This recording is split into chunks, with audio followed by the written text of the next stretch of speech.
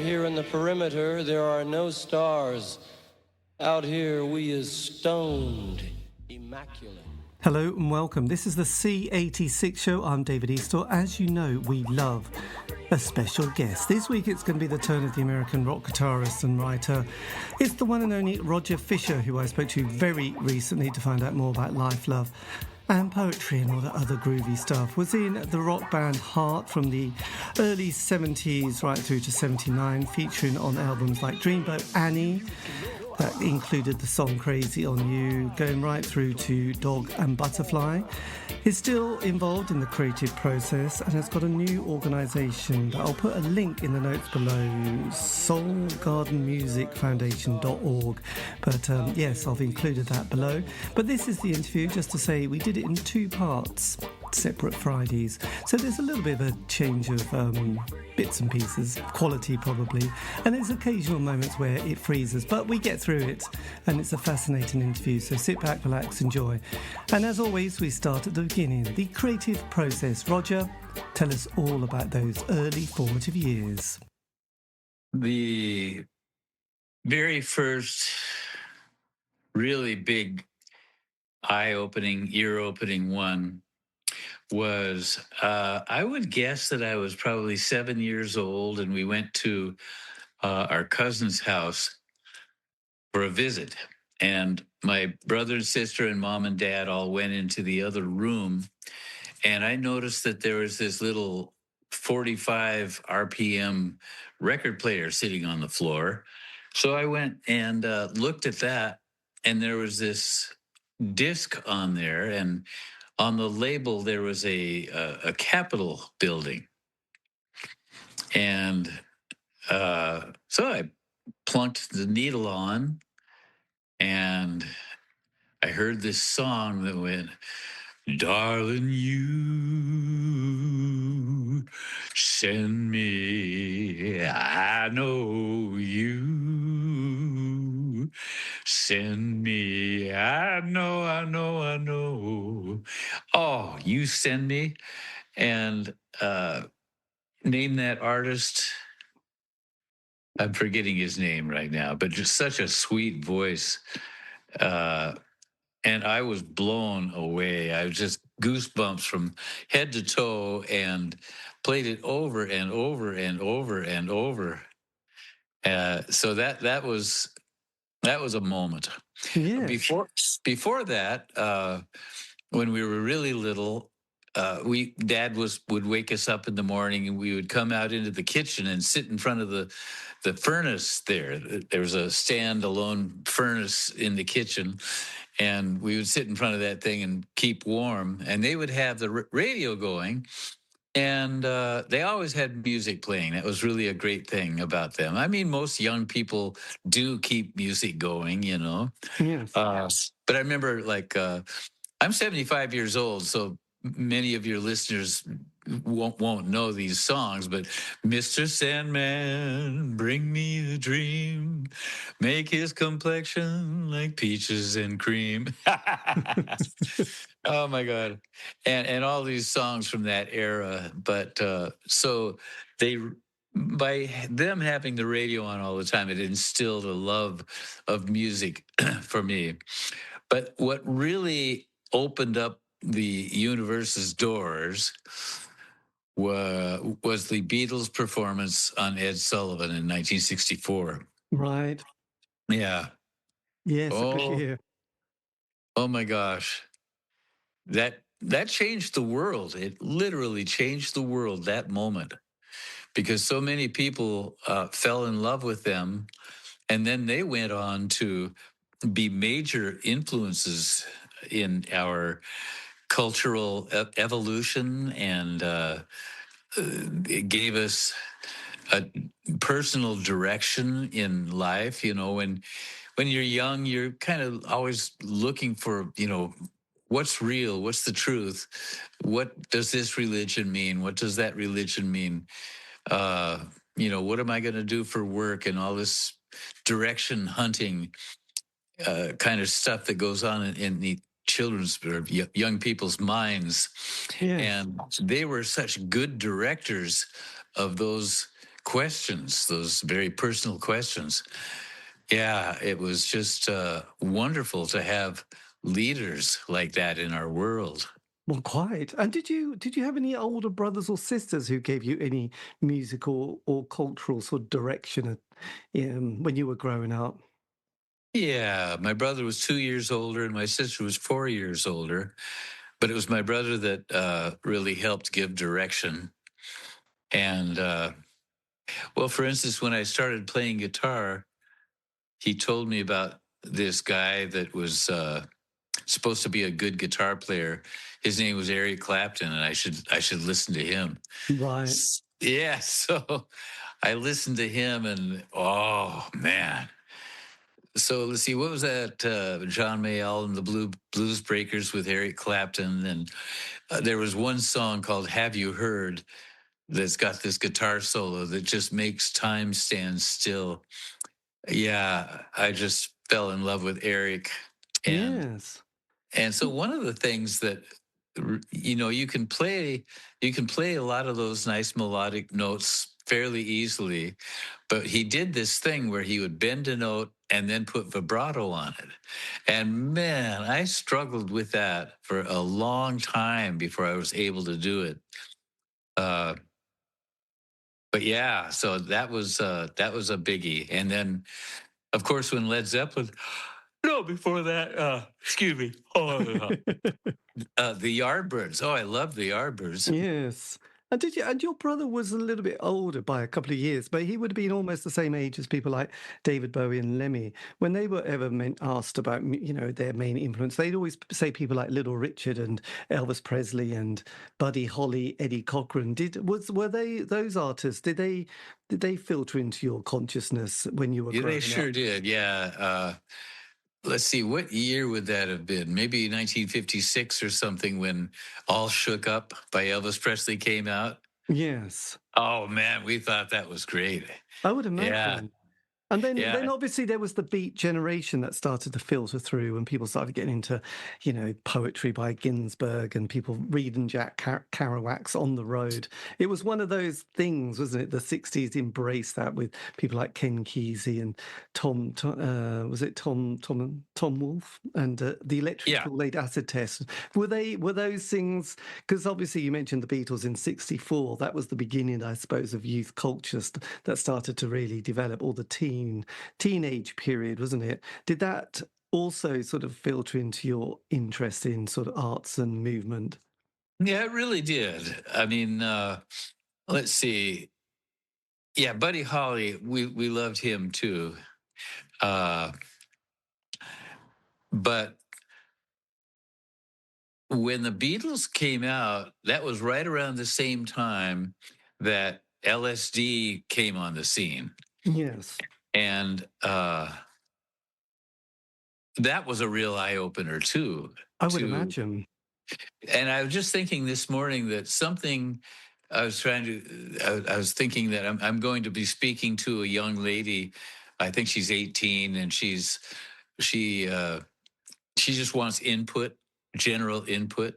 And I was thinking of how would I explain LSD to her, and I thought that I would say, well, LSD, taking LSD is kind of like going to sleep, because when you go to sleep, anything can happen.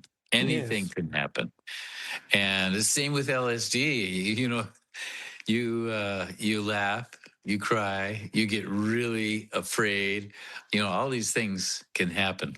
But so that also helped the whole Beatles direction in uh what back then it wasn't generally more a party thing. It was more an exploration thing where you're looking for spirituality, you're looking for direction. And Yes.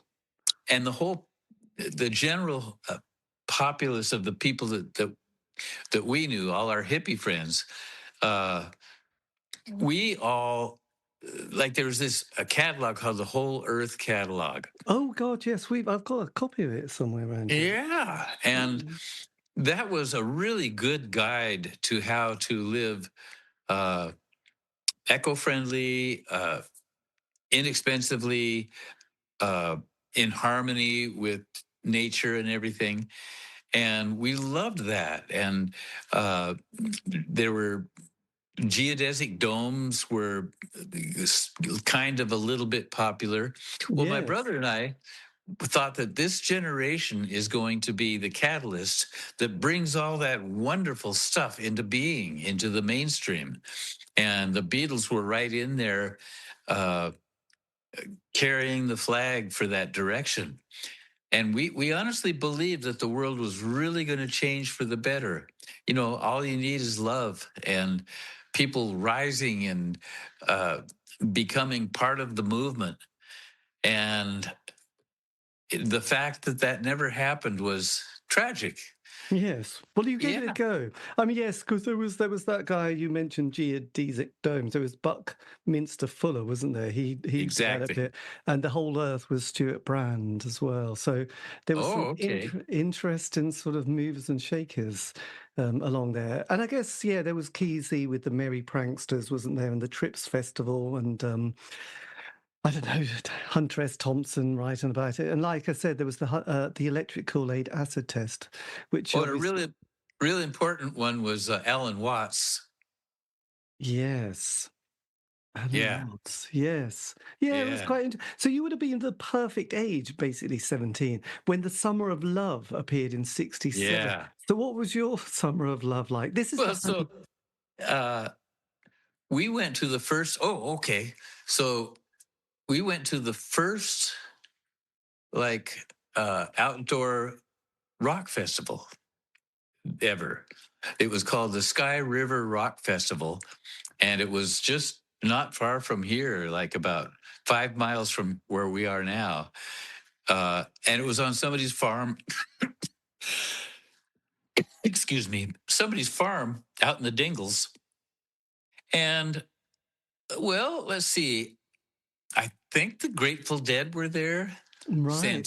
Santana was there, uh, and Well, some other well, I very think no. I think you had Country Joe and the Fish as well, didn't you? Yeah, And yeah, bizarrely, if this was 60, so this was 68, you went to the Sky River yeah. Rock Festival. Yeah. Well, bizarrely, it's got Richard Pryor, which is amazing. I'm sure you can't remember that one. But No, you had everybody like the Young Bloods, Pink Floyd, bizarrely.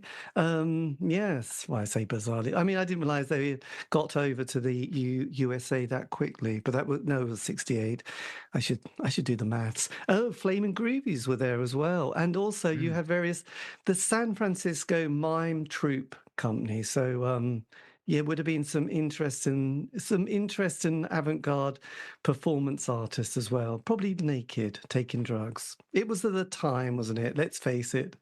oh, yeah, yeah, yeah. But that was amazing. The standout to me was Santana.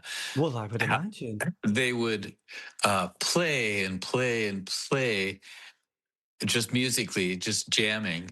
And then all of a sudden, boom, they would go to a different part altogether and boom, going, it was like a school of fish, the way they played together. They probably had little signals, for Yes. things, but man, so good. And by then, had you dabbled in a bit of smoking, a bit of LSD at that Oh stage? no, I've never taken any drugs. Oh, no, no, no. Well, no, No, I'm I'm not. joking. I'm joking. No, I was yeah, so back then it was just LSD and cannabis. Right. Yeah, and speed, I didn't like speed. It was just nervous energy.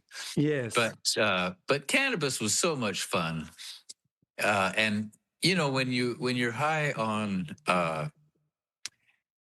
weed, music is wonderful. Yes, quite. So when did you get your first guitar? You mentioned when you were young you were listening to that track that had a big impact. What was your sort of musical moment where a guitar appears in your life? Uh, this is a good story. So Oh, I think you're just about to freeze a little bit I'm there. writing an autobiography. Oh, good. Uh, are we good now? Are we Yes, okay? yes, we are. You were Oh, just a little bit. You were probably going from one Wi-Fi to another, but I think we've just gone outside, okay. haven't we?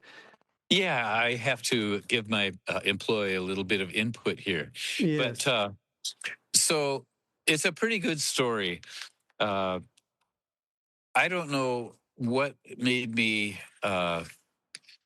do this, but uh, I joined up with a little band of people. Oh, I think you might freeze as you wander It outside. was like that. I wanted to belong to, wanted to have some wild, crazy fun. So it was about like 4 or 5 guys, and we would go around the Seattle area and break into houses. And well, of course, we got caught. And so there I am standing in front of this judge, uh, just feeling humiliated. One more of these right there. And he's, what, what, what kind of things did you take out of these houses? And I said, well, the only thing I ever took was an 8 ball off a cue ball, or no, an 8 ball off a pool table. And he said, well, you're obviously just hanging around with the wrong people. You can go. So then on the way home, mom says, what are we going to do with you to occupy your time so you're not doing stupid stuff like this? And I said, can you rent me a guitar and amplifier? that was that was the start of my guitar playing. Right. My God, that's amazing. How old were you at that point? Did you say when you'd sort of had your life of crime in 15. 15? So that was 1965. So then by And then you'd sort of cleared up your act a bit. yeah.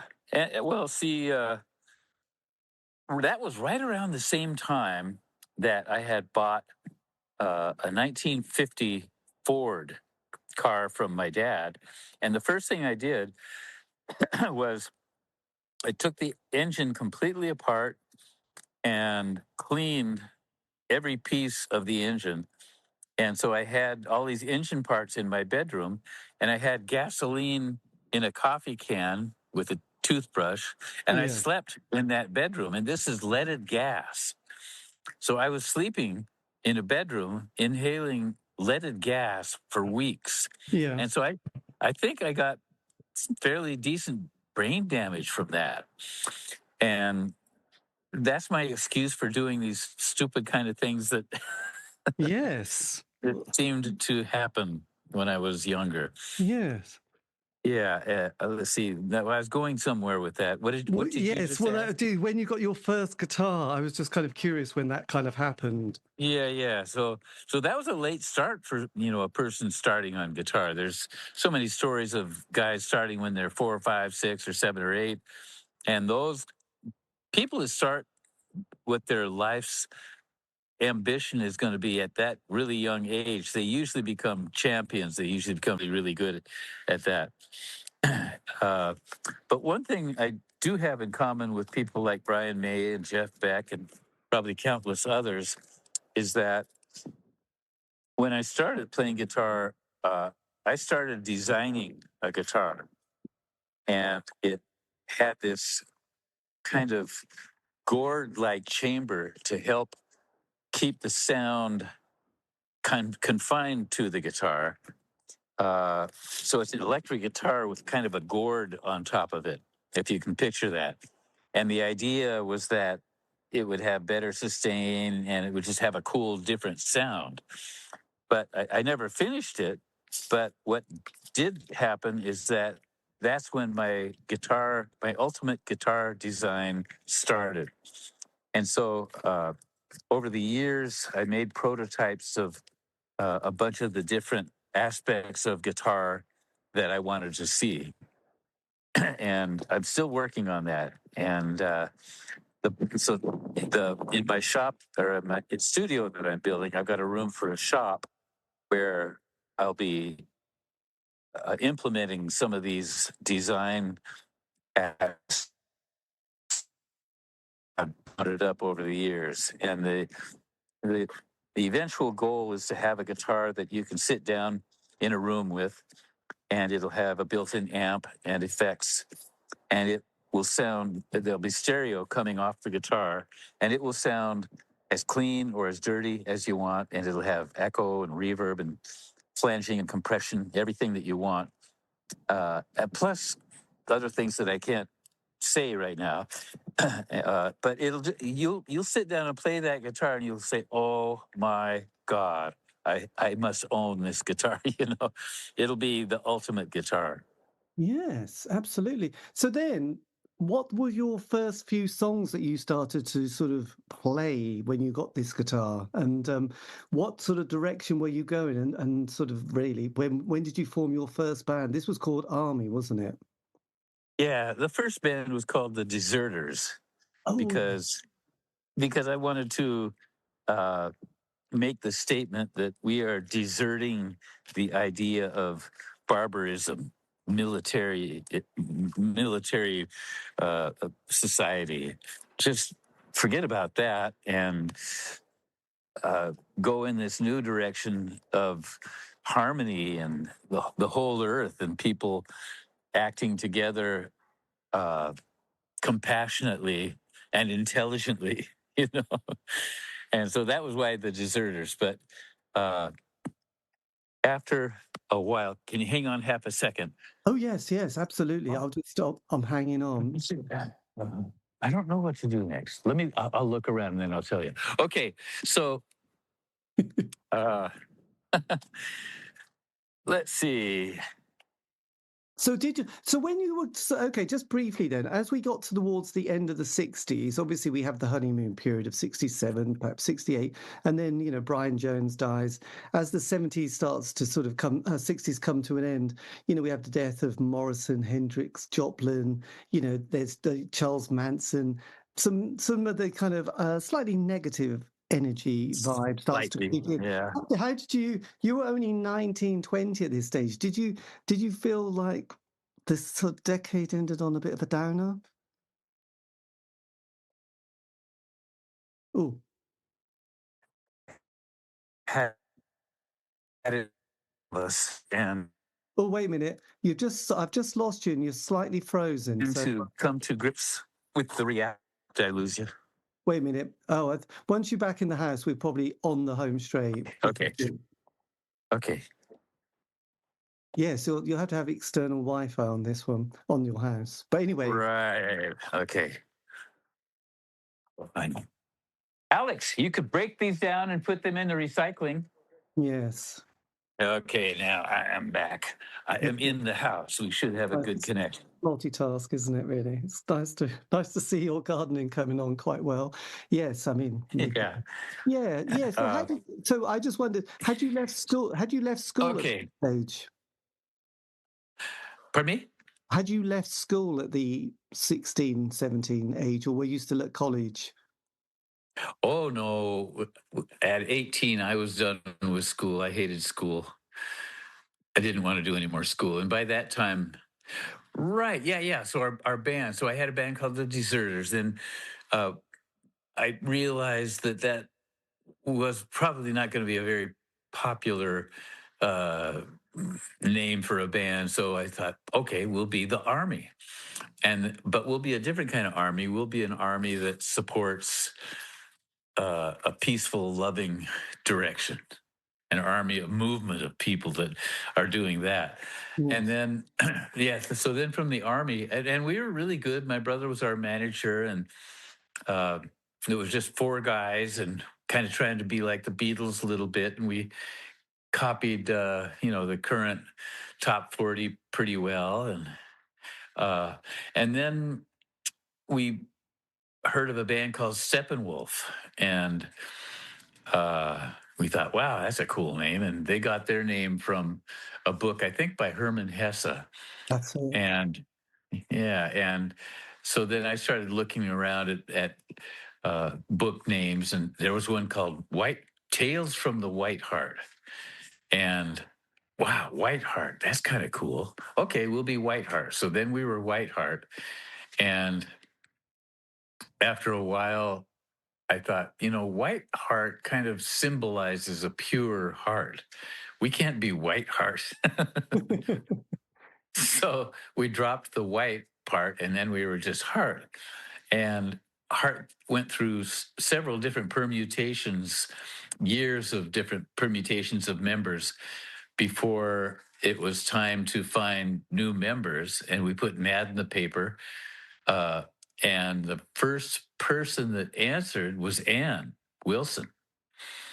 So we got together and auditioned, she and her drummer and her male lead singer buddy. And it was just magic. Me and Steve Fossen, Hart's bass player, my best friend at the time, played with them, and it was magical, absolutely magical. Sparks flying around in the room. There was something there, you know. Yes. Yeah, so that was great. And what were you, and was this kind of like 72, 73, the band, you were sort of forming the band at that stage? Did it take a few Yeah. to sort of gel? And were you doing cover numbers at this point? Were you just, or were you starting to write material? Oh, we were just doing covers at first.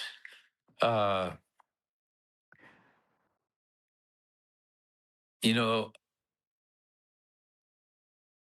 when I was in that bedroom breathing all those leaded gas fumes for those Yeah. weeks, it really did something to my memory. So my memory's always been pretty whacked. So I come off as ignorant, but I am ignorant, but ignorant with a poor memory as well. So it's it's Wow. very, very challenging. Uh, but yeah, let's see. Oh, we did some salmon, Dave. There's a big variety of stuff we did at the time. It was, kind of the popular music at the time, plus music that works in nightclubs, dance music. We did some Stones, uh, but then there was about 9 months, I think, that went by, and that band broke up. And then Right. Anne moved up to Vancouver, BC, to be with my brother because they had met and fallen in love instantly. And there's a documentary coming out very soon called, I think it's called In My Voice, and it's a documentary on Ann Wilson. Right. Yeah, and they'll probably cover some of this history in that documentary, but I think that a lot of your listeners would probably really enjoy that. Well, I would imagine, absolutely. So there was obviously you were the pre sort of Fleetwood Mac band really at that stage, weren't you? With relationships within the band. Yeah, so Ann's sister Nancy and I had fallen in love as well.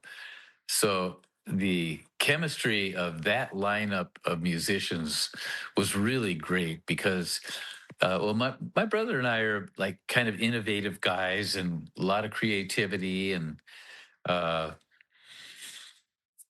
and then with those two sisters, it was a pretty powerful combination. And then we ended up with some really talented musicians in Steve Fossen, my friend, and Howard Leese was the best friend of the producer, Yes. who he and Mike Flicker had moved up from California to live in Vancouver because they didn't like what was going on in the United States with all the Vietnam stuff.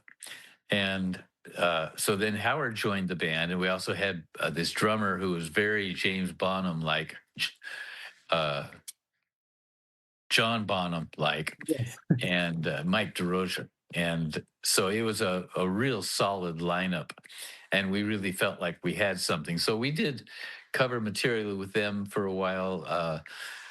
Yes, Led Zeppelin, and then some of the more current popular stuff. But that's also when we started writing.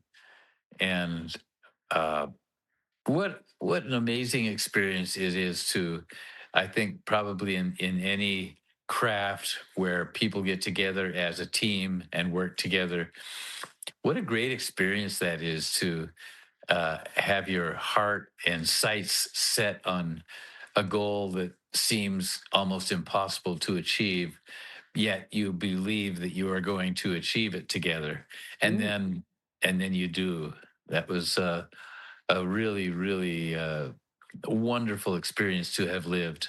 Well, absolutely. I mean, the debut album, which, as debut albums go, this is pretty perfect.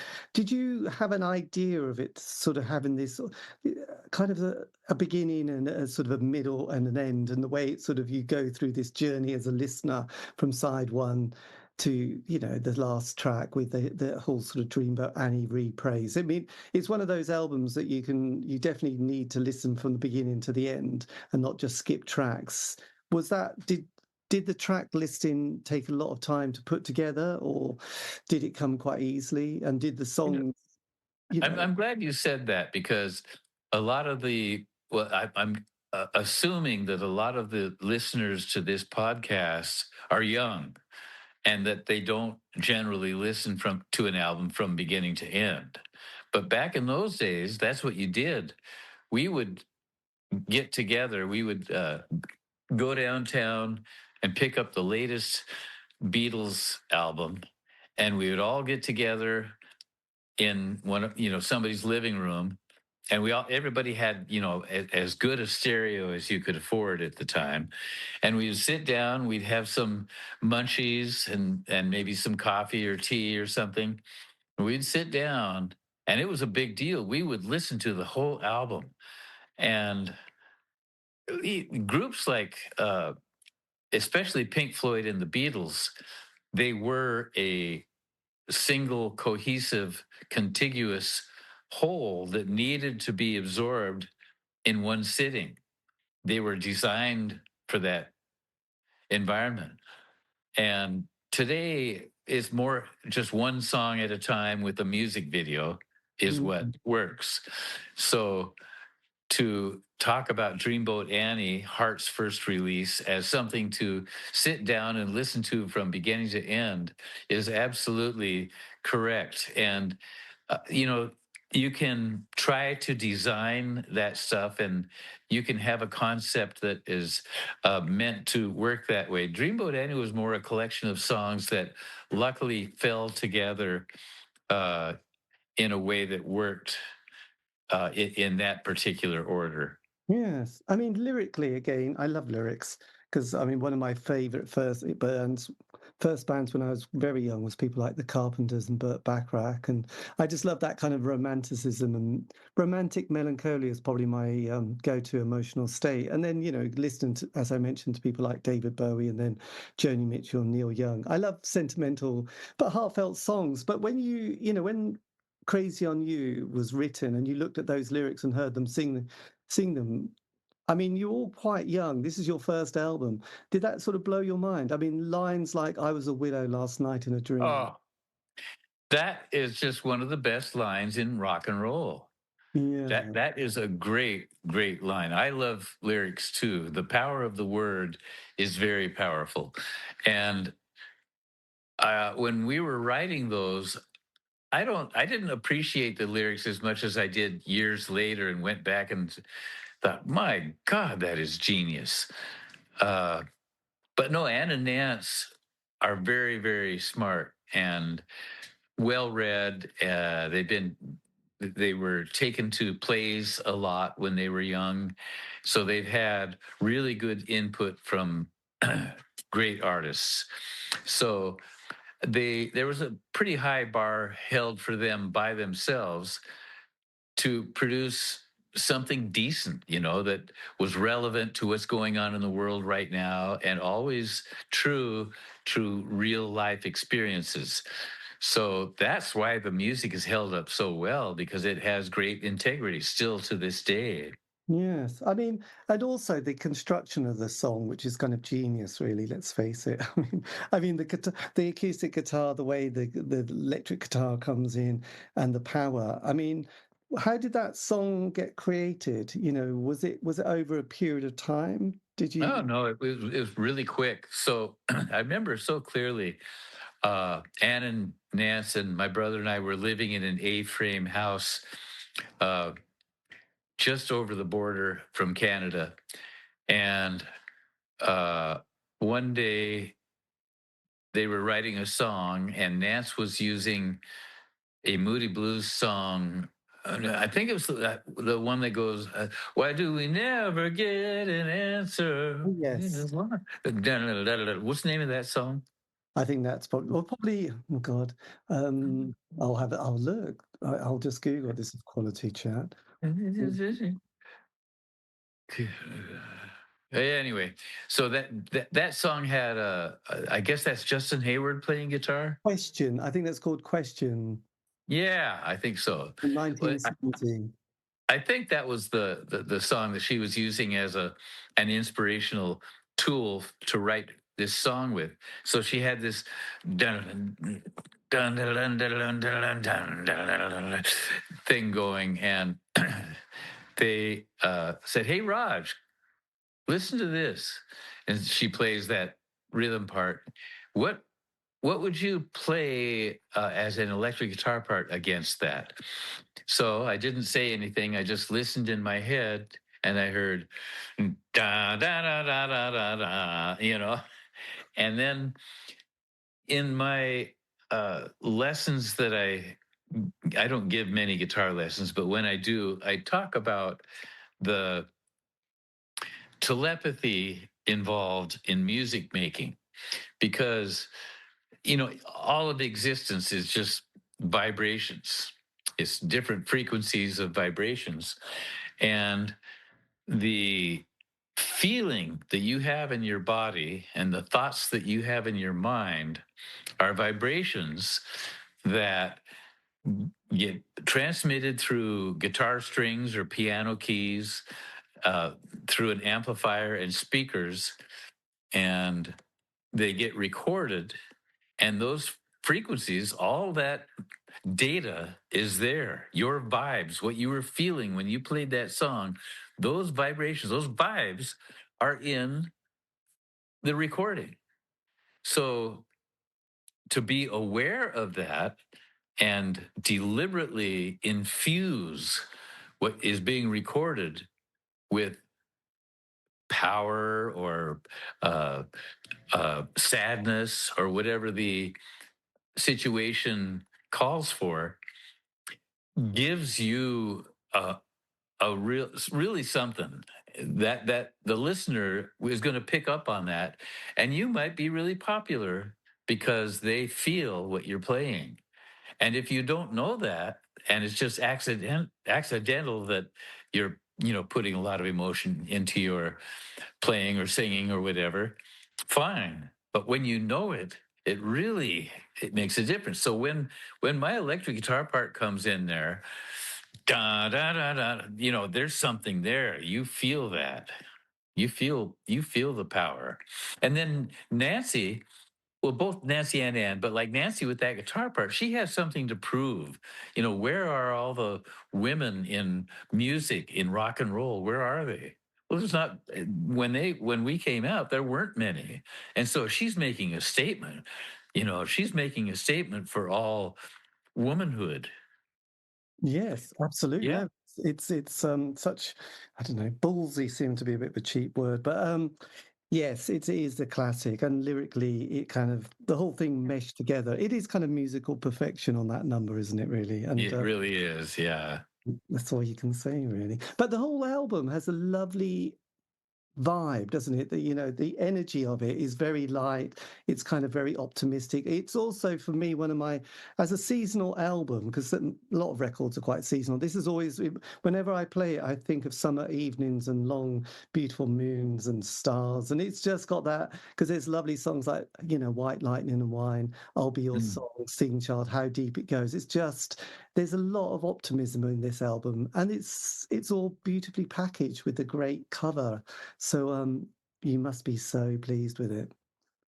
Yeah, and it was a real interesting story because we had finished the album, it was released, and we all just absolutely believed it was going to take off and be big. Gets out there, nothing. Nothing's happening. And another week goes by, nothing. Another week goes by, nothing. We're all going, holy shit, what's going on? And we were feeling like is this gonna not do anything? And we were sad and afraid. It was an awful feeling. And our next gig was in Calgary, Alberta, and it was at a place called Lucifer's. And Lucifer's was probably the biggest nightclub in town and catered to wealthy uh, Canadians, kind of older Canadians. And so we get there, and our crowd that we would draw are like hippies, and hippies don't drink like wealthy elderly people, not elderly but older people. Yeah. And so the club owner wasn't enamored with that aspect of us. Plus, we were loud. We were too loud for his nightclub. And they kept telling us to turn it down, turn it down, turn it down. Meanwhile, their food tasted like pine sol. It tasted like some cleaning detergent or something because the dishes hadn't been adequately washed. And we just hated it. Not only was our career not happening, we're playing in this nightclub that we just hate. And so I remember one night I bought a bottle of Grand Marnier and took it back in the dressing room and spread it out over the floor and lit it. And so then we're all kind of standing around looking at this fire going on in the dressing room floor. And so when it went out, it was this sticky black mess. I thought, wow, I have to clean this up. We can't be walking this stuff around. So I took a towel and cleaned it up, and with the cleanup grungy stuff, wrote on the wall, "This place sucks." And well, not surprisingly, we got fired. And so my brother and Ann had gone up and to talk to the owner, and I say, "Yeah, I got to let you guys go." So Mike and Ann get back to their hotel room, and Ann is crying. She said, "I've never been fired before." And Mike is saying, "Ann, just don't worry about it. Something good will come from this." And right after he said that, the phone rang, and it was our booking agent saying, or no, it was the record company saying, "Hey, is there any way you can get out of that gig? You have an opportunity to open for Rod Stewart in Montreal and Toronto." And we said, "Yeah, we just got out of the gig. We'll take that gig opening for them." So that was huge. We had never played concerts that big before. So we took a 4-day train ride across Canada, where meanwhile in Toronto and Montreal, we had been on heavy rotation. And we didn't really know that. But we stepped out on stage, nervous as hell, and the crowd went nuts as soon as we stepped on stage, because in their eyes, we're these radio stars because they'd just been hearing us nonstop. And so we go, "Wow, this is amazing." And from then, it was just this long, upward soaring journey. And the album became I think one of the all-time fastest selling debut albums from any group outside the United States Yeah. at that time. Yeah. So it was a Did real you come over to the UK at that stage to promote the album? right in the end of 1975. We had been playing at a nightclub in Vancouver, BC called Oil Can Harry's, and Nazareth had been in town playing a gig. And after their gig, they came down to that nightclub and they saw us play, and they stayed around and talked to us afterward. And they just loved our band. And in fact, they offered me a job. They wanted me to join their band. And I thought to myself, we're going to be bigger than you guys. I don't want to join your band. And but they did offer to let us back them up in a European tour. So we took them up on that at the end of 1975. And I remember driving by in our limo in, was it London? I think it was London. And it was what's the guy's name that had the big record company? Well, One of the, there's Island Records, and there's Richard Branson and Virgin. yeah, Virgin. Yeah, we went by a Virgin Records record store, and we saw our big poster up in the window, and that was really thrilling. Yeah. I would And- imagine, and we also had various DJs like Whispering Bob Harris and the Old Grey Whistle Test. I would imagine a band like you would have been just ideal for that kind we of. played on the Old Grey Whistle Test, and Brian May was the host. Ah, Yeah, and so that was fantastic. And so then, anytime Queen came to Seattle after I'd gotten to know Brian a little bit, they would always come and visit us. And yeah, one time we were both in St. Louis and played back to back nights. And I remember after their show, both bands went to this nightclub afterward. And imagine you're in this nightclub and Heart and Queen come in there and sit down. yes, you Yeah. must look like the beautiful people, actually. I would imagine that 75, 76. Actually, it was 76. So as you were promoting this album, were you also realizing that the second album people were going to start asking you about the next album? Were you starting to write new material for the following stage? Yeah, we were. And the writing of Barracuda is such a great story because we were somewhere in the Midwest. It could have been Detroit, I'm not sure.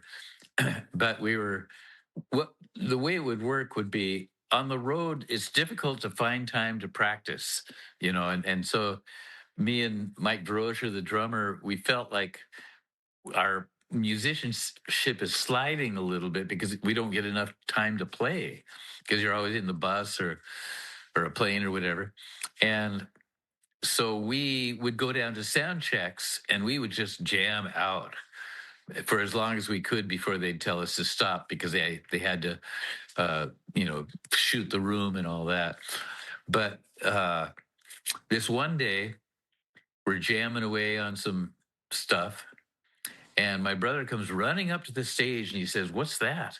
And I don't know, it's just nothing.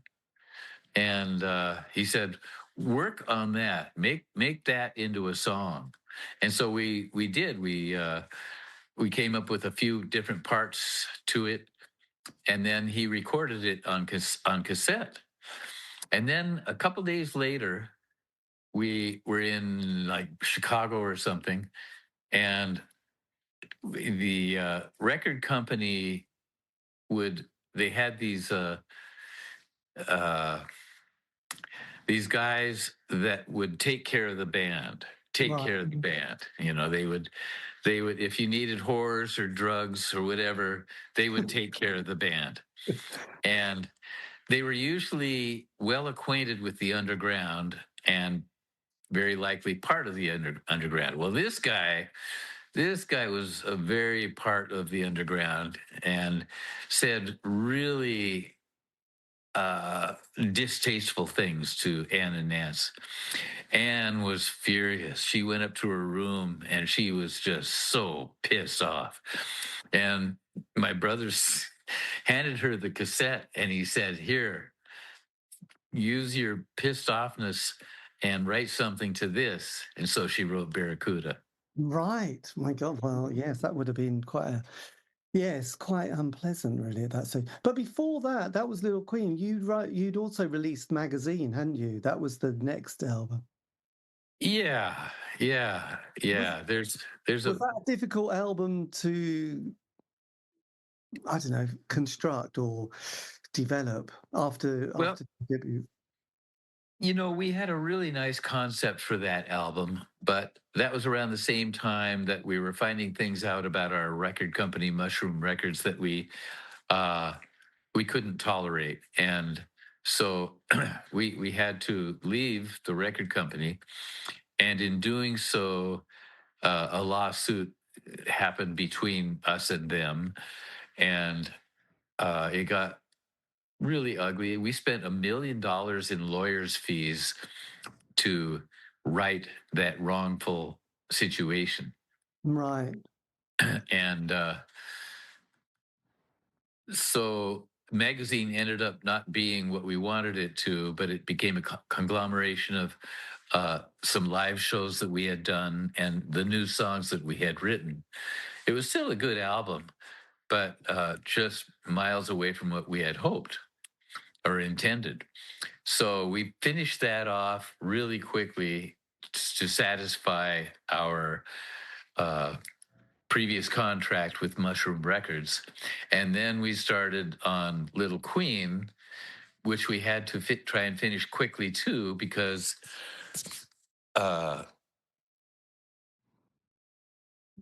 we just did. I mean, the memory is it faded as to why we had to do that, but we were under the gun to finish it quickly too. I think we wanted to compete with magazine. Well, I suppose also most bands realize, you don't realize at the time, but the public and the industry, it's a dirty word, really, isn't it? Is quite fickle, and scenes change so quickly, don't they? You know, in that time between 75 and 77, there was prog rock, there was the sensitive singer-songwriter, and then suddenly punk rock appears, and this new wave of young kids are appearing who are very different to the old guard. You know, if you listen to David, I would really like to continue this conversation, and there's a whole second half that is pretty noteworthy and pretty exciting. Could we resume another time? And that, dear listener, is going to be at the end of part 1, which is fascinating. And this is going to be part 2, so a week apart. So this is where we began chatting about being on a different record label to record Little Queen after departing from Mushroom Records and the album Magazine. Anyway, Roger's going to explain all about the next phase of his musical journey. So in the middle of our lawsuit, we had some obligations to our previous contract. We needed to finish the magazine album to our standard of acceptance and deliver that to them. So we did that, but then we wanted to get the Little Queen album out as quickly as possible. So we were really under the gun, just working really hard to finish that album quickly, because then they were obviously going to release magazine, and it wasn't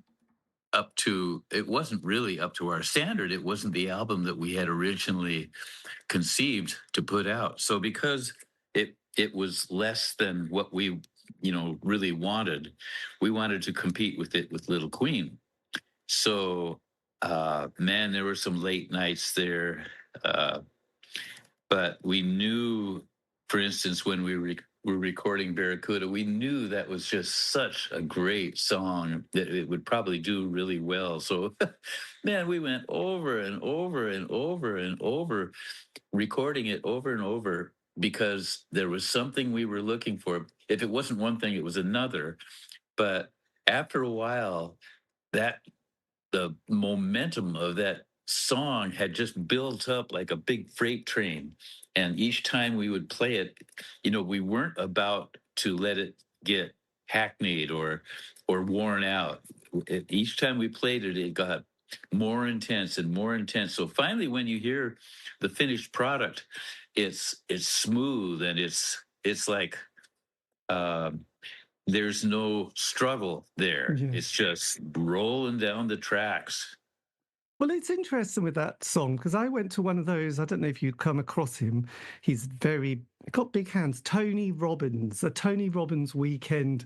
One of these kind of he doesn't call himself a motivational speaker, but in a way he is kind of one of those motivational people. 5-day weekend, lots of clapping, lots of get the life, empower yourself stuff. And he has a story that about that particular song, how that kind of motivated him. So because he uses music a lot. Have you ever come across Tony Robbins and his story about Barracuda when I think. Yeah, I have a recording of that I got decades ago, and it's really inspiring. I mean, when I first heard that, I just thought right on, because that's what that music should do. When you hear Barracuda, I'm playing it just as hard as I can with as much energy as I can, and so uh, I don't know if you or your listeners are aware or are privy to the idea that uh, everything is vibrations. And when you know that and deliberately infuse your recording performance with something, it comes through. Like, well, like the emotional delivery of a lead singer, if there was no emotion there, it would be one thing. But when they're really emotionally involved, you feel that. And it's the same with guitar playing. Man, I felt ferocious when I recorded that part. And I think that comes through. We have a football team in Seattle called the Seattle Seahawks, and they play in a big stadium here in town. And every game they use my guitar part from Barracuda to rile up the audience. Right, nice. Well, it's a good one. It's a good one to do. Yes, I'm glad you've heard that story. I wasn't sure if it was one of those very obvious points or not. Actually, during my being from the UK, and I went through quite a hippie, new age time in this sort of, especially 80s and 90s. So the world of ley lines and vibrations and energy and all that world is quite familiar to a lot of people in the UK, because we love our stone circles and our magical moments of life. And as you can imagine, with Stonehenge and Avebury and the Glastonbury tour and all this kind of stuff, it's and if you ever go to Scotland, there's so many stone circles, and it's all very beautiful and cosmic the way it sort of runs. And yes, energy is such an important part of our life, really. You can get that from being with people, can't you, sometimes, or a lot of the time. Absolutely. So that's good. But the other thing, in my younger days, I loved people like Jethro Tull and Led Zeppelin, because there's a song on that album called Dream of the Archer, which is absolutely gorgeous piece, isn't it? And that's one, you co-wrote that one as well, didn't you?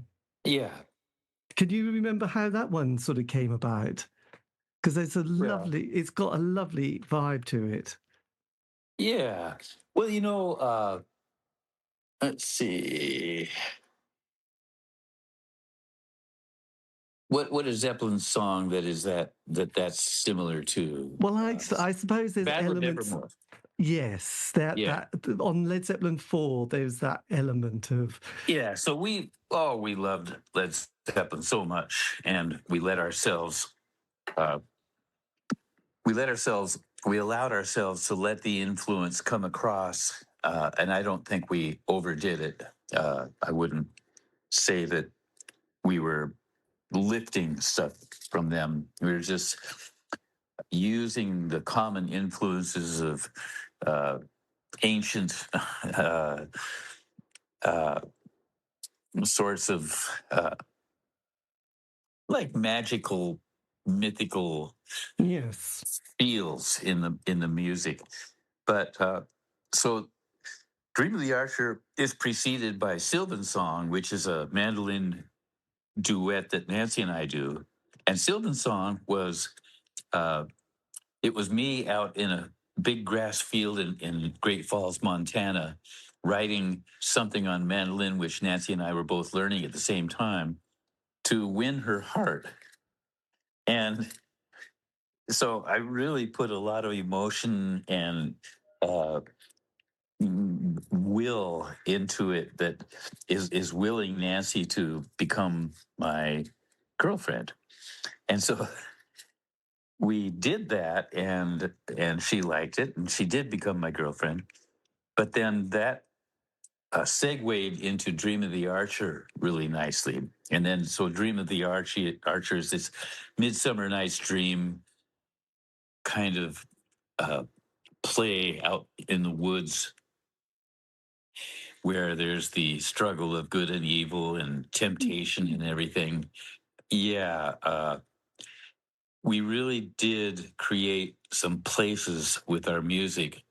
And when you do that, it allows the audience to go to that place, and they can fill up the space with their own imagination of what the music imparts. And that's the beauty of that song, like a song like Mistral Wind, where you just take the audience away. And, it's really nice for the audience to be taken away, because it's, we don't always, we're not always so comfortable in this place where we are. And like, oh, geez, the streets of Minneapolis, and, things go on everywhere that are hard to take. And, Yes. and then it's essential that we escape from that. And there's so many ways of escaping, escaping with drugs and alcohol and that sort of thing is one thing. But if you can escape by just putting on some music and go to this other place that's magical and, it's so uplifting. Yes, well, absolutely. I think that's why so many records are so important. And also, actually, what I find with records, they're quite seasonal, because I know when I listen to Jethro Tull, it's often the beginning of autumn and winter. And then certain albums by Joni Mitchell have a summer vibe and some have a winter vibe. And this album feels quite spring-like, summer, spring, midsummer it kind of evokes that emotional quality a lot of the time of those evenings which are very light, and it just seems to be absolutely beautiful. There's a stillness at times which is enjoyable, not to say the least, really, as you can imagine. So yes. And then on side 2 you've got a couple of you've got Say Hello and Go On Cry as well. What was the kind of story behind those two songs? Well, Say Hello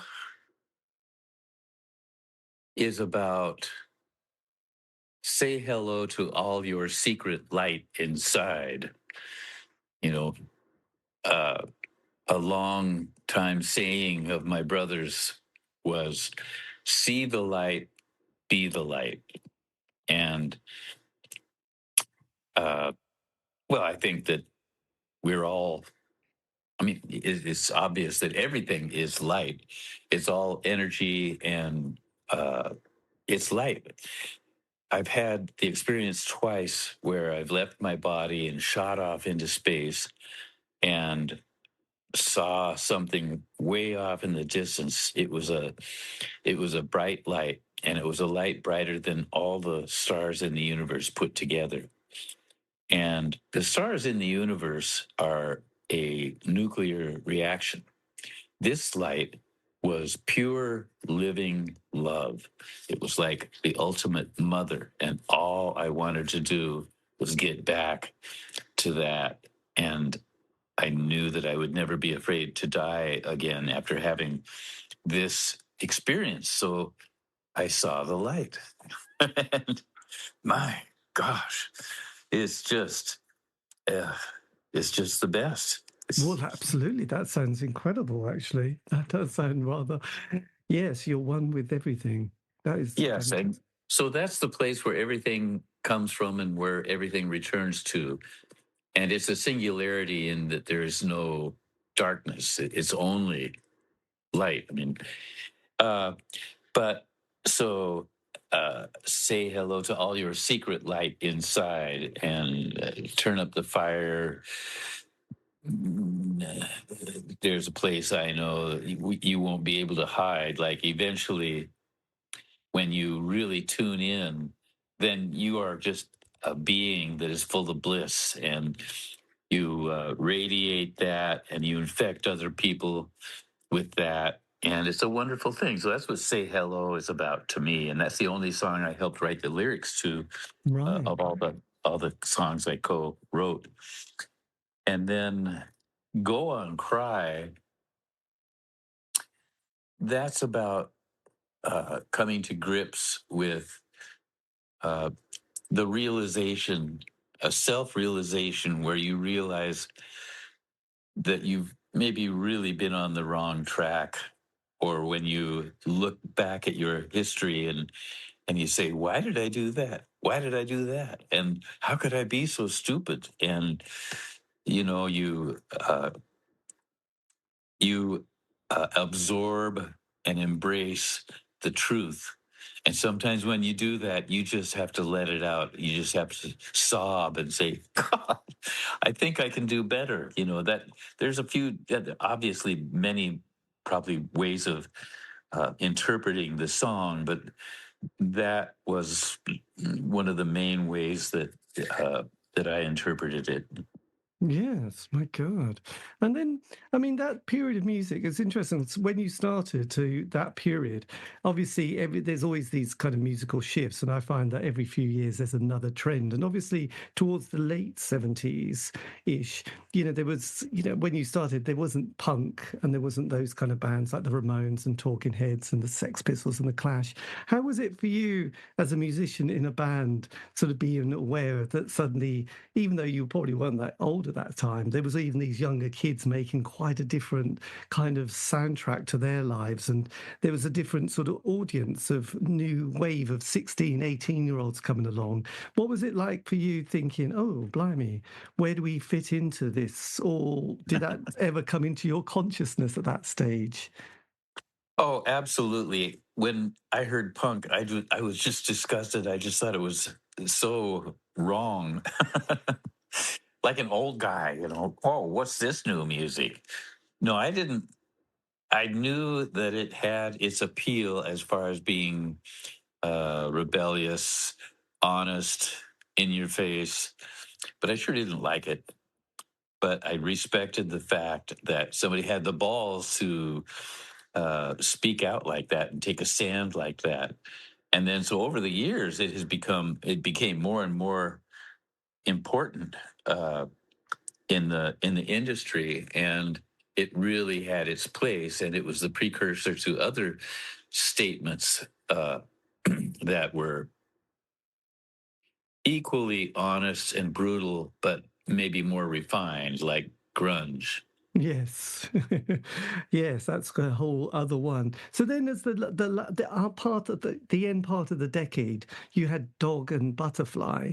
This isn't. What's your memory of going into that sort of session like?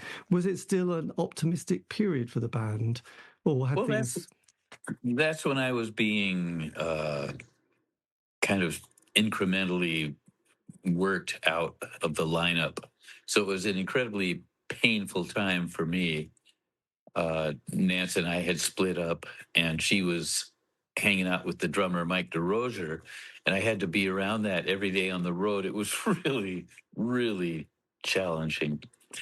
And then working in the studio, there was a kind of a dark cloud over the sessions where, yeah, the music was amazing. I wasn't invited to play on this song or this song, but yet I had co-written the best song on the album, Mistral Wind.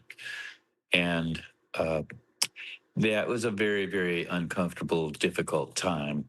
Yeah, my God, because you being the sort of founder member of the band ish. How did you emotionally deal with that? How did you as a person kind of keep that together?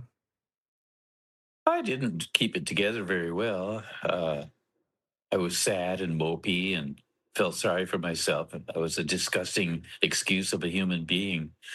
So there you have it. That's the way I saw it, And I remember having conversations with the drummer Mike DeRocher, who was absolutely one of my best friends, where he said, "Man, you just got to fight. You've got to fight. You can't let yourself be down like that." And that little speech was really important for me because when I was voted out of the band on Halloween 1979, and I heard about it from the manager, Ken Kinnear, I said, wow, thank you. Because it was a huge relief, and I was really glad to get out of the band. But after that, I was still depressed, and I just remembered those words, man, you got to fight. And so that really helped get me out of that funk. Yes, my God. Well, that's horrendous. So how do you then navigate your 80s? What's your sort of next kind of sort of direction during this period? Because obviously you're still incredibly young at this point, but Okay, yeah. Well, back then, I had moved into a new house, and my brother and I built a really nice studio in there. We had a great machine, 2-inch, 16-track machine, and a really good console. And we just went to work. We wanted to explore directions that we hadn't heard in music before. So we've got a bunch of stuff recorded from back then. That is really, really trippy. And I've got so much music in the can that I really hope will catch on someday because yes. there's just so much good stuff there. But Is that a project that you're going to be working on now in the next few yeah, years, well, getting your archives done? yeah, absolutely. Because now the technology has evolved to the point where we can go back and look at that stuff that was recorded purely analog, captured just brilliantly, just beautiful sounds, and fix some things about it and add to it, maybe take some things away, but refine it to the point where me and my partner Derek Whitaker, we're partners in his studio and my studio, and a new foundation that we've created. When we can sit down and look at the stuff that we recorded back then, that was the 1980s, Yes. and go in there and tweak it and then have it ready for release, then I'm just hoping that something will happen in my career where uh, I get a little bit of notoriety so that more people will go, hey, let's listen to what Roger did 40 years ago or whatever it was. Well, yes, 45, I guess. Yeah, it's quite weird, isn't it? Then but in the 90s, though, is this when you form your first kind of band after your sort of 80s period and Heart? Well, no, I had bands in the 80s, the Roger Fisher Band. We went out and we did some touring, and yeah, it's just so great to team up with really good musicians and go out and play. But But then in I was going to say, in that, then in 1990, is this when you form Alias with a bit of a solid rock band? Alias, Alias, that was a corporate put together thing, Right. and they tried to give the impression that the former sheriff guys uh, and the former Heart guys put together a band that recorded an album, but we didn't record an album together. The former sheriff guys recorded the album, and then we were supposed to make it appear that we had done that with them. And I absolutely protested, and it was really an unpleasant experience for me because it was based on dishonesty. So I don't really want to talk about No, Alias. God, sorry about that. That's okay. Oh, no, you didn't know. Yeah, In the 80s, you had the Roger Fisher band. Did you also have have you got recordings of that have never been released? absolutely. There's some great stuff there. Yeah. Yeah, there's one song called British Blood that is an homage to British musicianship. It's a cool song, and yeah, British blood. Here's a toast to British blood. God, Yeah. well, it'll be great when you get through your. I think this period actually, I've quite enjoyed this kind of parts of this decade. I mean, it's a bit tricky at times, but there's been a lot of good archiving. Let's put the positive into this decade. So a lot of people have been writing their memoirs, and people have been finding their old, sort of old recordings and demos. And there's various record labels in the UK, like Cherry Red Records, who are very good at getting people's archives and putting out a 5 CD box set with nice notes and nice photographs. So You should have them call me. you should definitely, yes. Well, they always seem to be very keen on these things, and there's always some. Oh, you're frozen. Is really good. What's that? Oh, sorry, you just froze there. Oh, my stuff. I listen to it and I think this is really, really good. This is good stuff. This should be heard. People need to hear this stuff. Well, it's a real interesting curiosity, and as you probably sort of realize when people put out bring out the extended album of Tales of Topographic Oceans, which was already a double album, and suddenly there's 8 sides of it, and you think, God, that's a lot of demos you've included in that. But for the fan, I think it's really nice. So, it's kind of interesting to hear what people have been up to. So along that line of thought, in 1995, I had been writing and recording a lot, and I came to a point where I thought, why am I doing this? And I found that 2 of the main reasons were, one, for money, and the other aspect was it's self-oriented. So those were 2 things that I thought were wrong in the context of my perception that music is sacred. It can't be done purely for selfish reasons or monetary reasons. And so I prayed for guidance. And within 2 weeks, I had the vision for a 4-album concept package called One Vision. And so each album cover is 1/4 of the big picture. You follow? Yes, I'm following. So you look at the big picture, and there are 4 squares that make up the big square. And then the reason for the One Vision project is that's I wanted to be contributing to something that helps the planet, And what the planet needs is one vision. Like, just pretend that we are facing a existential threat, which we are. It's climate change. It's the greed and intended domination by certain groups, countries, whatever. There are existential threats that we need to react to, or we're going to be in really hot water. Also, we could see ourselves being approached by maybe a swarm of asteroids to which we would have no viable response, and we would have to do something.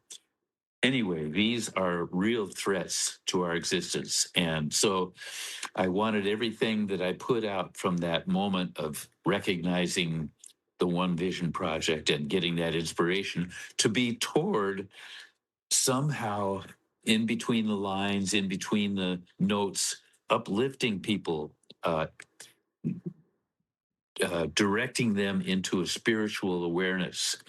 Because when we become aware of our spirit, all of a sudden everything changes, and you are no longer a selfish, angry person anymore. You are a very compassionate, generous, and giving person of your own bliss, because spiritual awareness is exactly that. Yes. Yeah. So, the One Vision Project, we need one vision. And who are we? We are the human tribe. There's one tribe here, you know, and you can put different colors on different parts of the tribe, but it's one tribe. The human tribe needs one vision. So that's the name of our band, uh, the Fisher Brothers and the Human Tribe.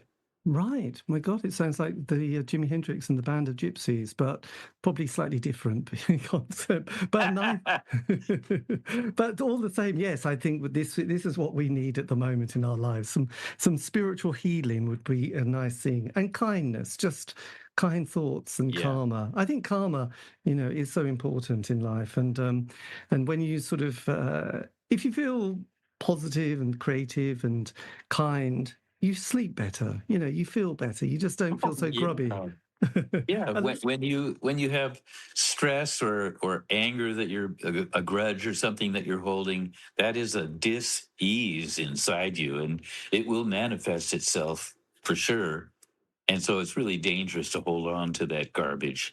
Yes, it's nothing like being a cathartic scream or just sort of being kind. And also sometimes just walking on the earth and thinking, what a miracle. I do remember one thing Tony Robbins said. He said, if you change your expectations for appreciation, your life will feel like a miracle. And I went, God, that's such a nice idea. Because even if you're having a bit of a tricky day, you just think, well, there's all these other things that are okay, like whether it's turning on the tap for water, whether it's electricity, the computer, the internet. I know it's like, oh God, it's all a bit slow today, but you think the technology is still quite amazing what we do and take for granted. And if you sometimes reset your brain and just think, just appreciate things today, just be kind, to smile at the next person that walks by, smile at everybody who walks by, and you might meet them with another smile, and that'll be fine. They might ignore you, but that's fine. You've been open, and I think that makes one feel so much better. And you think, well, at least I'm trying to make the world a better place in a very small and subtle way. So that's my theory. I'm with you. I'm right there with you. So then, along those lines, the music that I've created since that epiphany in 1995, that's a bunch more good music. And now, so in 2020, when COVID hit, uh, I played guitar way less. And then I came down with this disease called polymyalgia rheumatica, which was everything hurts all the time. I couldn't lift my phone with one hand. I had to use two hands to lift my phone. And that lasted a year and a half. But then it went away. And then I was diagnosed with rheumatoid arthritis. And that has gone away now over the years. And there's just a little bit left in my hands. But during this multi-year period, I hardly played guitar at all, and was really wondering if I should just quit music because my passion for it was just not the same anymore. And so then, just at the last half of last year, when I got through those diseases, now all of a sudden my joy for and my passion for music comes roaring back like when I was 18. And oh my gosh, I'm just drinking drinking up music and really hearing it differently than I've ever heard it before, and so cranked to get in the studio and revisit the old stuff and work on some new stuff. So I'm building a studio in my home. It takes forever because I got to work around other people's schedules. Yes. But it's going to be a great studio, and I got some Genelec monitors. You people who know Genelec, oh my God, best near field monitors I've ever had. So those are pure joy. And then I just got some Stephen Slate headphones that are state of the art headphones. So that's really great. And then on another note, we have started a foundation because part of the uh, recipe for a happy life is doing things for others. Yes. And so so I just read the book, The Seven Spiritual Secrets of Success by Deepak Chopra. Oh yes, that was familiar. Yes, I remember. Such a great book. And so he says, find out what you love to do the most, and then do that in the service of others. If you can do those two things, combine those things, then you're just going to be a happy camper, and whatever you need will come to you. So that coincided with my having just created a foundation called the Soul Garden Foundation, and my buddy Derek and I are auditioning people to become part of this, where we find talented people, usually younger and possibly physically challenged somehow, and we give them mentorship in singing, playing guitar, playing piano, keyboards, writing, live performance. We just help them become as good as they can be in these different areas. And then we show them how to record, because you can, on a not very large budget, you can record high quality stuff. So we teach them how to record, and we help them write, and then we take their work, record it, and then we teach them some photography and show them how to storyboard and make their own music videos. And then we finish a music video, and then we have a promo arm where we'll promote their work. So we'll give them everything they need and the knowledge of how to do it, and give it a shot and just see what we can do. And it's all on our dime because of the donations made to the Soul Garden Foundation. And so it's a beautiful thing. And if you wanted to know more about that, you could go to soulgardenmusic.org. Ah, right. Yeah. And that website is still under construction because this is brand new. Yes. But it's going to be so good. And so when I found this property that we built our house on, the vision was always thinking of both my family, but other people, artists as well, who come here. I want them to go into our garden and see our koi pond and be absolutely uplifted and inspired, so that when they go into our studio, they carry those good vibes with them and helps them produce something great. And so shortly after I had the epiphany that we should have You're still there. Sorry, you just went blank there. You just had the epiphany that, God, I was gripped there, by the way. So anyway, shortly after I had that epiphany of having the Soul Garden Foundation, I was contacted by Nancy Wilson of Heart, and she said she had written a song to, it was what's the word I'm looking for? It was a tribute to my brother, Mike, the Magic Man of Heart. Right. Because he died in August 18th, he died. And so she sent me this song that she'd written. Oh my God, I listened to this thing, and it's otherworldly and so unusual. And it just took my breath away. And I was so pleased that she wrote something so profound. And she said she left some room on there where I could put a guitar solo. So I recorded a guitar solo and sent it back to her, and she loved it. And it's intended to be on the next Heart album, which she and Anne will be working on in the spring. So that's really excited to the prospect of the trifecta of Anne and Nance and Raj to put out something again that they wrote together. Because we were the trifecta that wrote Barracuda and a bunch of the big songs. Yeah. The big song. But that's interesting. So that was August last year that she wrote that song. Yeah. Well, it was just kind of weird because that was almost Magic Man was written 50 years almost to the month, wasn't it?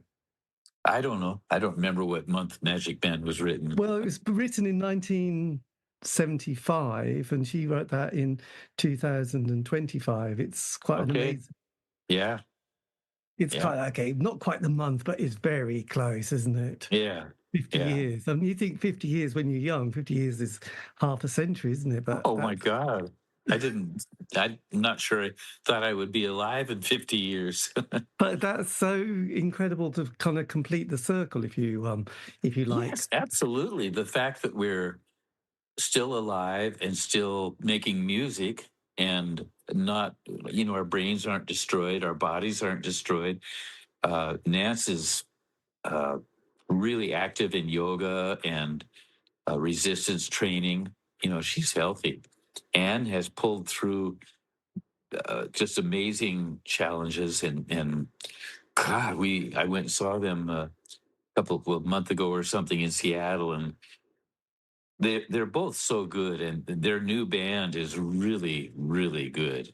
Yeah, if you get a chance to see them live, absolutely go. They have a great show that they do.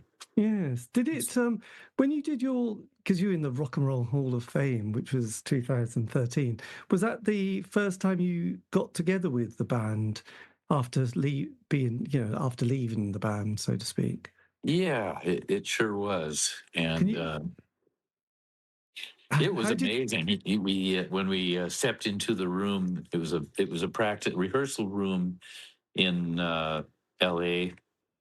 We were right next to Ozzy's rehearsal space, and anytime you're in a place where the music industry goes to record or rehearse, or uh, there's a certain vibe of bigness, and it just feels cool, especially to one who has been out of the business for so long. You go there and you just feel that vibe. But we go in there, and there's Anne, and I immediately went right up to her and said some things just to establish a little bit of a rapport and a sense of communication of something that matters to both of us. And she had a real nice response to that. And then Nance came in, and I did the same thing with her. And then it was all just, rock band jokey stuff, uh, fun stuff.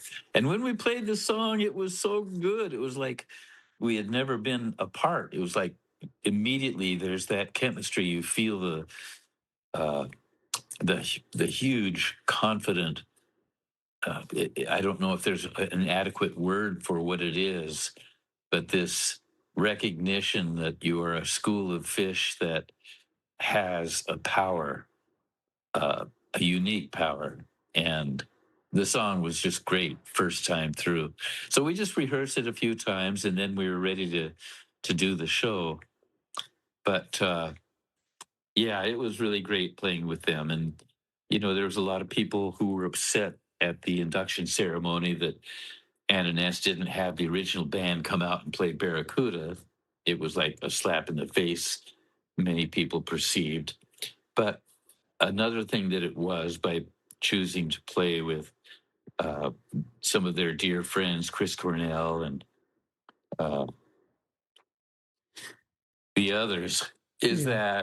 that it was bringing a younger generation of people who are really inspired by Heart into the fold and allowing them a moment on stage, which was a beautiful gesture. So, the people that poo-pooed it because of obvious reasons maybe weren't as inclined to recognize that it was a very nice gesture to their really close friends. Yes. And you have to hope that everyone comes from the right space and place in their heart of what they're doing, that there's no negative energy on that part. And also, it's kind of, you do your best in life. You can't always get everything right, and hindsight is an amazing thing. But when you're on the front line, so to speak, it's a bit different, isn't it, to being in the stands. I always remember one of my there was a headmaster who came back and gave us one of those speeches. He said, "Don't be the spectator of the game of life." And I was only about 13, but it's like, well, it is better to sometimes be on the pitch making a mistake than being the clever person in the stand shouting, and I'm sure there's a lot of pressure on people who get on stage, to get it right or do the right thing. And, it's like, no one's told you how to do it, have they? You're making it up sometimes as you go along. And you can reflect on it and hope to learn. But, I don't know about you, but some of those awful moments in life can be an amazing opportunity to learn and to grow. And then afterwards you think, well, okay, as long as I don't repeat that pattern too many times. Well, talking about reflecting on it, I've done a lot of reflecting in the past few years. We've done days of interviews with me and my brother and some other people.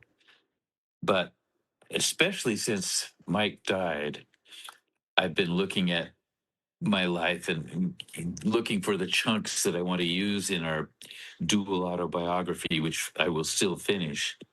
And it will still be a dual autobiography. But it is so humbling to look back at your mistakes. Like I look at this certain thing and I think, there's no way I'm going to put that in the book. That's just way too personal. And, but there are so many lessons learned and, like you say, opportunities to grow from and respond to the bullshit of your past. Those many mistakes you made, and it's writing an autobiography is a difficult thing. I think it would be for any person. I know Matthew McConaughey said that about writing his, is that he really struggled with looking at his past, just like I feel like I'm struggling. But the book that he came out with from that, Green Lights, great book. He refers to as some of those really awkward, challenging moments as, at the time they were dreadful, they were horrendous. You went through this hell of personal humiliation or whatever. But there's a green light there because, and that was the framework of his work. He kept showing the green lights of situations he had faced in life. So ended up being a really inspiring book. Yes. And also, I think it can be when other people are going through tricky bits. When you're younger and you haven't had so many moments where you've fallen over, falling in the mud on your face, falling in the mud face down. You can just be a bit more empathetic to other people who are having problems and issues, rather than just thinking, "Come on." You think, "Oh, actually, I've been there. Oh, yes, I've slightly done that." And you just kind of need to be strong, as in stable, but not trying to give people advice, because when you're in that moment where you're face down in the mud, you can feel a little bit like it's just embarrassing and you don't know how you're going to get up again. But you just want people who are compassionate and kind, who will just say, just keep going. Don't. Nowadays, if you get on Facebook, there are so many people with so much advice. You get tired of it after a while. But there are gems. There are just really so many great moments on Facebook that are really inspiring and really educational. It's really a cool thing. And then, if you've got a question about, well, why isn't this thing working in my computer right now? I got this new thing and I don't know why it's not working. You go to Chat GPT or whatever. You just tell them the problem. Oh yeah, this is what you do, and it just lays it all out, including specific things about specific products, and it just tells you how to do it. It's so great. So many people feel really threatened by AI, but I swear AI is going to save our asses. Well, it's very useful. I know a lot of doctors now use it because they have an idea and they go, "Oh, that's interesting."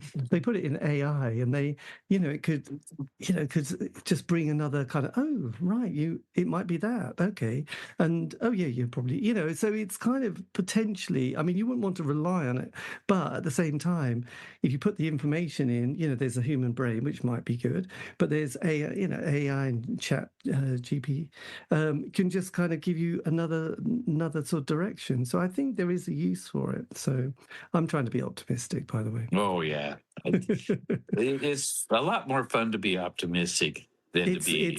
It's nicer, and it's nicer to be around people who are optimistic as well. Yeah. But when you were looking then back, you were talking about writing and your autobiography.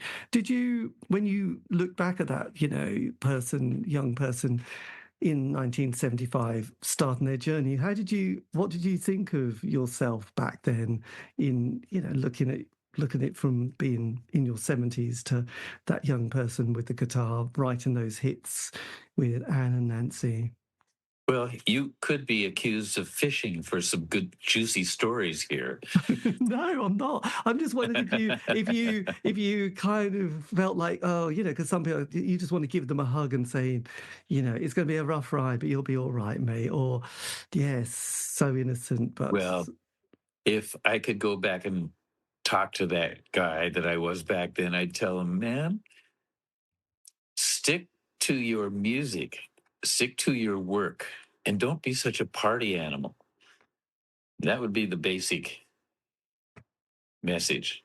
yes, it's a good message. It's a good one. Yes, I know. Enjoy a few drinks, but go to bed early. Well, so our parents loved to party. They loved people. And we would have parties all the time. And it was the most fun part of my childhood. All these people come over and they're drinking and smoking and laughing and playing cards or playing, whatever they're doing. And it was just wonderful. So that was in my genes, man. I was gonna do that same thing. And we did. Yeah, yeah, a lot of really, really wonderful moments with heart celebrating. Yes, well, I must admit, it's lovely seeing those clips from that 70s period, just that energy and that vibe and optimism. And yes, it was beautiful. And it still is, life is still good. You just have to know where to go. And yes, David, embrace. my battery is getting so low here. I don't think I've got much more time. So No. Well, look, I just thank you for part two, by the way, because I was like, oh yeah, I'd love to, and it's been fantastic hearing about the soulgardenmusic.org foundation, because I'll definitely go and check that out. And look, it sounds fantastic what you're doing, and so beautiful and so spirited. It's what we need in the world, isn't it? As Burt Bacharach once said. Yes, we need love. So there you go. yeah, But yeah, look, good luck with the project and everything, and good luck. And hopefully, we'll hear your music from the 80s, 90s, and various other projects and the book. So you look. But thank you. yeah, I'm looking forward to this single that you've contributed with Nancy. yeah. So hopefully there will be more than that one song on the new Heart album, and that recognition when that comes out could be the little spark in the meadow that revives my musical career. Yes. It'll be good. But look, have a lovely day. And thank you ever so much for this extra moment, because that's been really special. Okay. Yeah, Take really care. enjoyed talking with you, David. Yes. Thanks so much. Thank you. And look after yourself. Take care. Okay. Bye bye. Bye bye.